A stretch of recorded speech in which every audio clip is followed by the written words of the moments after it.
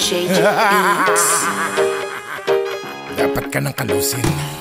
Ito ang kwentong kontrabida, halika. Di payag na lamang sa akin ng iba. Sa mga eksena ay laging bida-bida.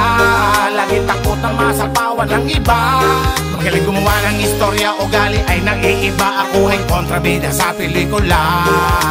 Lagi naka-jacket, maong na pantalon. Madali lang makilalang karakter na pambaon. Bigoteng walang ahit, laging napakasungit. At laging gigil sa paulit-ulit kung magtanong. Pero sa tunay na buhay ay responsable po sila. Marami man ang gigigil mas lalong masaya. Mas epektibo ang trabaho, mas merong karera pa. Iba sa tunay na buhay, iba rin sa pelikula. Ito ang kwentong kontrabida, halika. Di payag na lamang sa akin ng iba. Sa mga eksena ay laging bida-bida.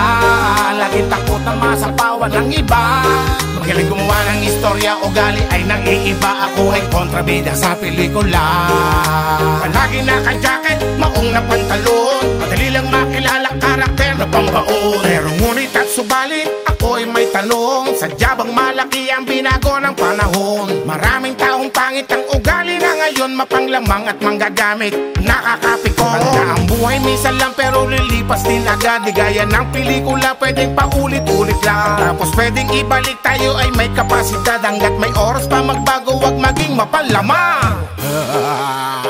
Mga bata, alam nyo lang gagawin nyo. Kunin lahat ang mapapakinabangan. Ang mga taong katulad mo, hindi pinagtatagal sa mundo ko. Walang makakapigil sa akin kahit sino naman. Ito ang kwentong kontrabida, halika.